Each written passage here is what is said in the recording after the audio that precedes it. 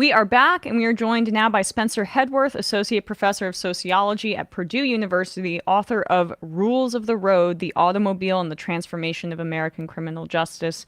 Spencer, thanks so much for coming on the show today. Thanks for having me. It's good to be back.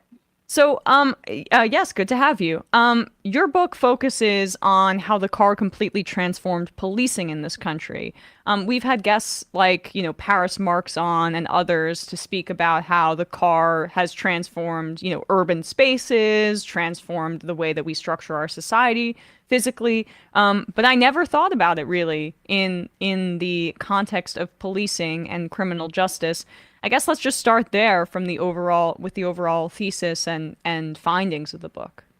Sure. Yeah. The overall idea of the book is that to understand the development of American criminal justice over the 20th and the 21st centuries, we really need to reckon with the pivotal role that cars and driving have played in a number of key developments. The origination of the idea of police as these generalists that were going to have wide authority and wide discretion really hinged on the assignment of traffic duty to police in the early 20th century. There could have been a different direction taken there, but the direction that was taken was that we're going to put this on the plate of police, and that has really largely created many of the aspects of modern policing that we recognize today. And then moving forward through the 20th century, key developments in the Fourth Amendment and search and seizure hinge on the role of cars and driving and vehicle stops.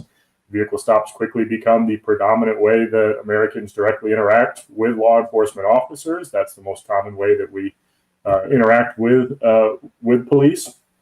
And then moving, into more recent years, key developments in surveillance technology, location tracking, automated license plate readers. All these types of things reflect the sort of ongoing adjustment of the criminal law and criminal law enforcement to developments resulting from the capacity for travel that automobiles enable.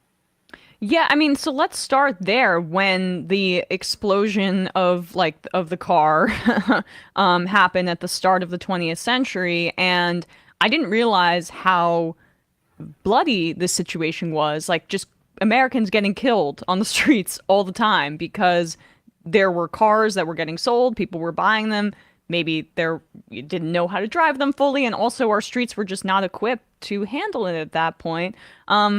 Take us to that point in history and how that began to shape what you're discussing here.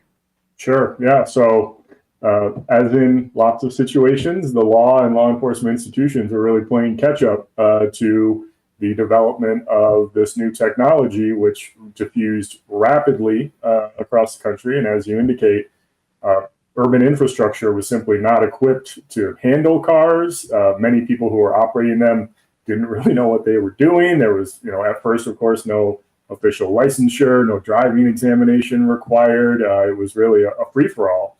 And yeah, it was carnage to a large extent on especially urban streets in cities throughout the country as cars rapidly proliferate. And one of the statistics that I cite in the book is during the year and a half or so that the United States was involved in World War I, more people died from car collisions in the United States than died fighting overseas. Wow. So this created a real need for a response, and the law enforcement, police departments in various cities did their best, I think, to adapt to the situation. And the legal changes that we see emerging from this time period include things like the creation of jaywalking as a crime, and within a decade or so, we moved from a situation in which the street was much more of a multi-use space, right? At the turn of the 20th century, you would have horse-drawn vehicles and pedestrians and people selling things in the street, children playing in the street. And within about a decade, 15, 20 years certainly, the street had been legally and socially redefined as a space for automobiles only.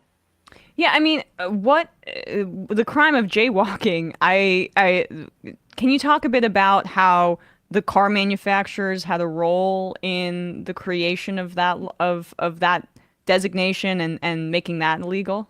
Sure. So J, for those who aren't aware, I wasn't before I started doing the research for this book. J was a slur. It meant like an uneducated or unsophisticated person from a rural area. So the creation of this crime of jaywalking, it was a propaganda effort on the part of automobile manufacturers and organizations for motorists like the American Automobile Association to sort of redefine the idea of crossing the street outside of a designated crosswalk or crossing the street not at right angles, or to redefine that socially as the act of an unsophisticated person who had no business being in the city, right? So you get this, sort of social disparaging aspect that then is quickly formally adopted into the law. With some And backlash too, or with some debate. I mean, I didn't realize that it was considered offensive by certain people when they were debating the adoption of jaywalking laws, but now it's just everywhere. certainly, right? So we see this, throughout different things when we get changes in the law, that what was originally contentious and considered objectionable by many people very quickly came to be just taken for granted, right? That's just the way it is. Of course, it only makes sense to cross at designated crosswalks and so forth. And one of the things I note in the book is like a lot of aspects of the car-centric policing and criminal punishment system, there are major racial disparities in jaywalking now, with African Americans much more likely to be arrested and cited for jaywalking relative to their overall proportion of the population.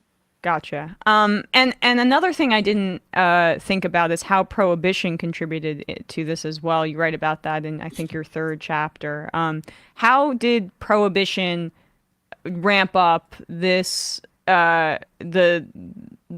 policing becoming indelibly linked to the car, both in the crimes that they're targeting and in the fact that soon enough police forces were highly motorized? Sure. So prior to prohibition, there were some laws on the books outlawing certain substances and so on and so forth.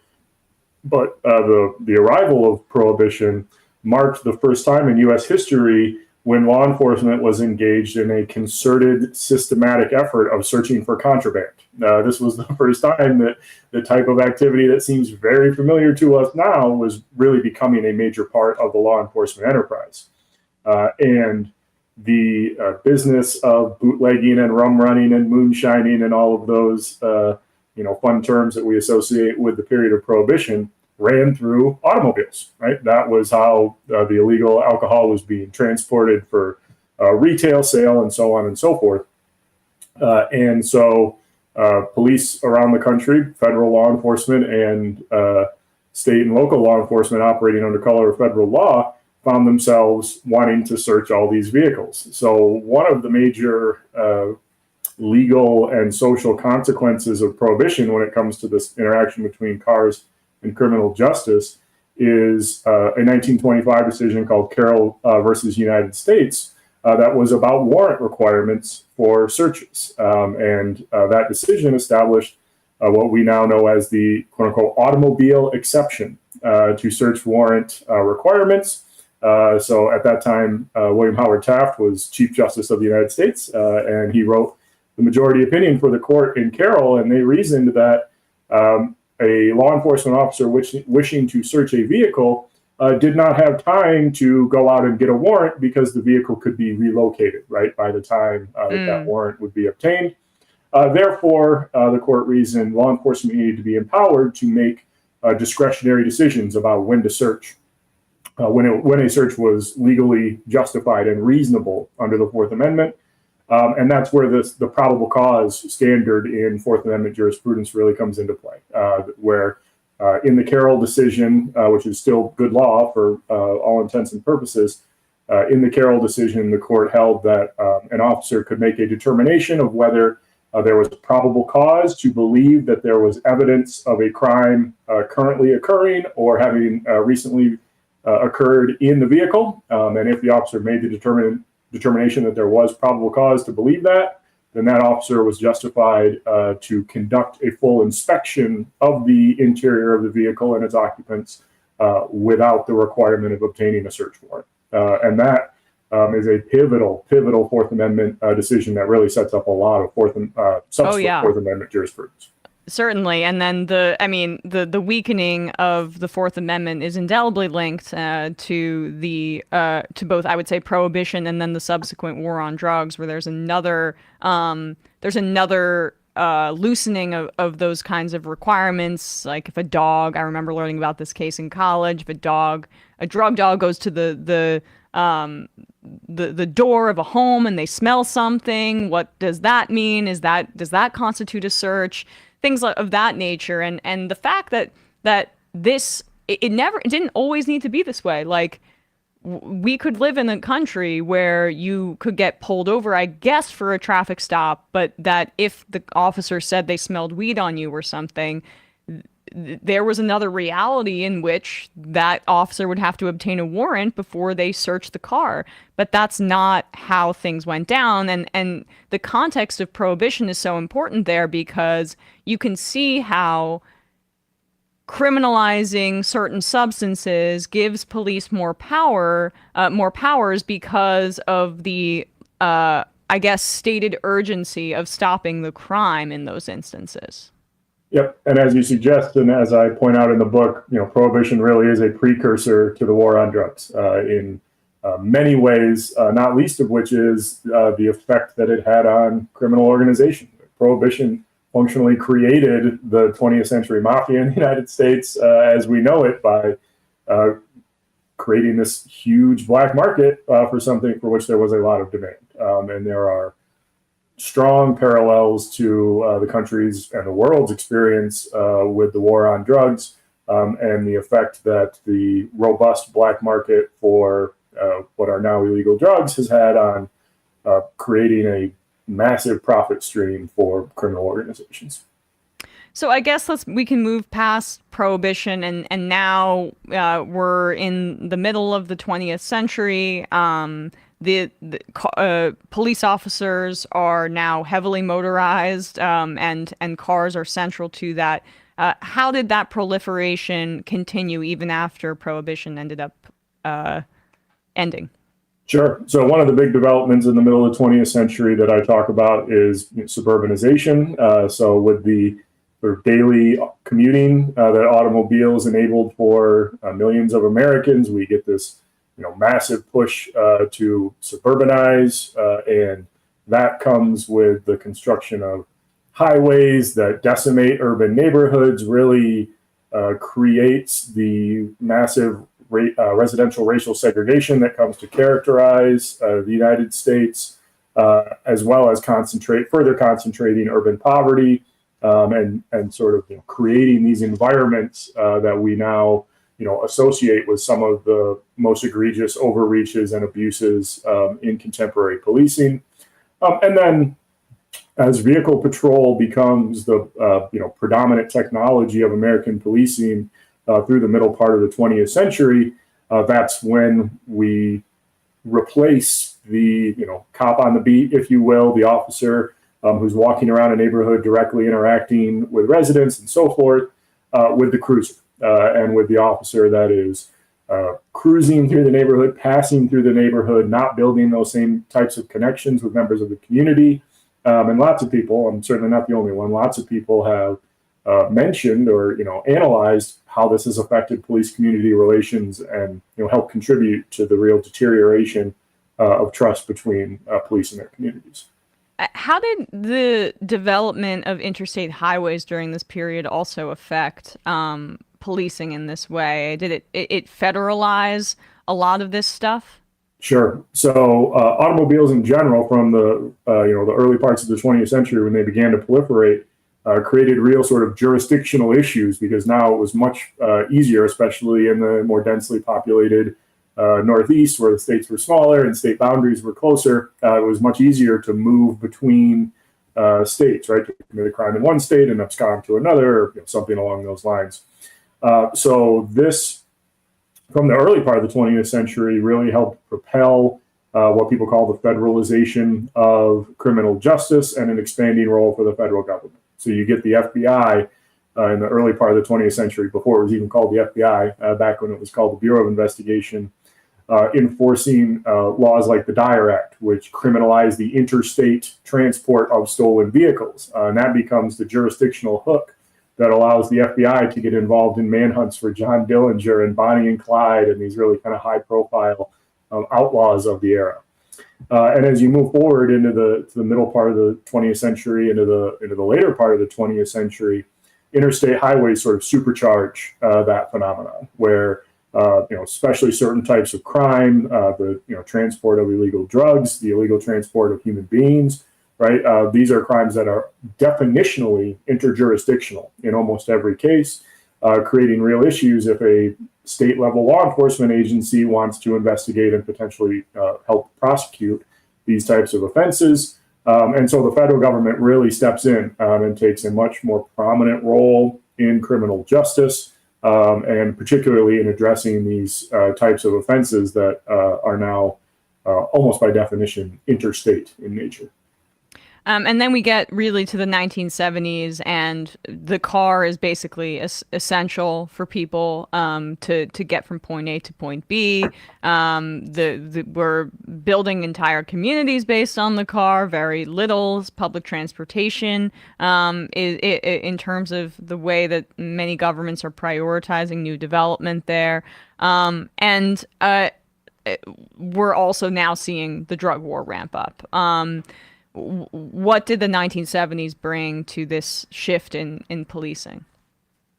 Well, the acceleration of the drug war, I think, in the 70s is really a very crucial development. And, we're at this point, and especially once you get into the latter part of the 1970s and into the 1980s, that's when you're really seeing the rise of mass incarceration, right, which is itself largely a product of the war on drugs and associated enforcement efforts. And this is also the period in the 70s when the federalization of law enforcement really kicks in a major way, in large part as a consequence of the federal government's role in the war on drugs, and this being a federally orchestrated enforcement measure.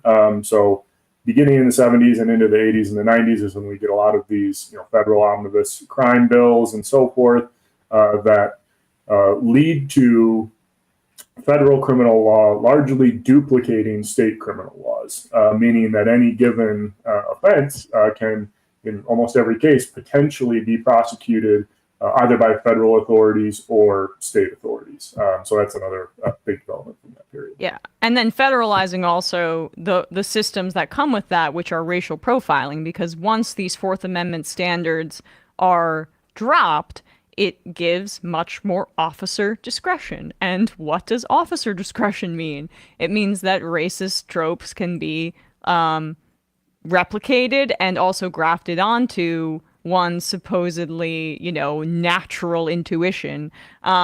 If you could just talk a bit about that as a replication of some of the racist politics in this country. Sure. So I think sort of a key precedential point here is Terry versus Ohio, the 1968 Supreme Court decision, which authorized what we might call the pretextual stop or the investigatory stop. So the ability to temporarily detain someone based on quote unquote reasonable suspicion. And that precedent and then subsequent activity deriving therefrom really creates the opportunity for biases, especially along the lines of race and ethnicity, but along other lines as well, to factor heavily into what policing looks like in this country.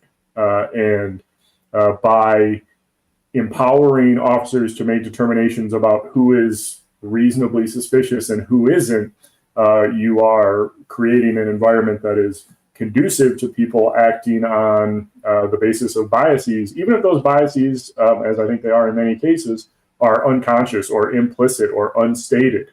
Even if officers, stopping someone to question them and perform kind of mini investigations either on the sidewalk or on the side of the road, even if they're not in any way explicitly or consciously motivated by racial bias.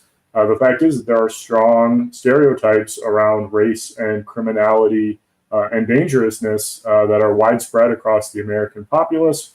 And those biases, we know from a lot of empirical evidence about vehicle stops as well as pedestrian stops, those biases do tend to have an effect. They do tend to shape who officers see as suspicious, who they see as potentially involved in crime, and therefore who is more likely to experience one of these stops, whether it be a pedestrian stop or a vehicle stop. I mean, and then we're kind of in the modern era now where we can see how traffic stops lead to disproportionate police violence against Black people. Sandra Bland is an infamous example of somebody who was killed in a jail cell or died in a jail cell after she was arrested because she didn't properly signal when she was changing lanes. And then, there are many more examples of this kind of police brutality. If you don't, if you could just bring that into the conversation. Sure. So in 1996 is when we get Wren, like the bird but with an H, Wren versus United States, which explicitly extends the basic Terry precedent to the vehicular context, and explicitly in a unanimous decision written by the late Justice Scalia. Explicitly says that officers are free to stop vehicles and temporarily detain people for any traffic violation of any kind, even if the purpose of the stop is not to enforce traffic law, even if the purpose of the stop is to conduct a miniature roadside investigation.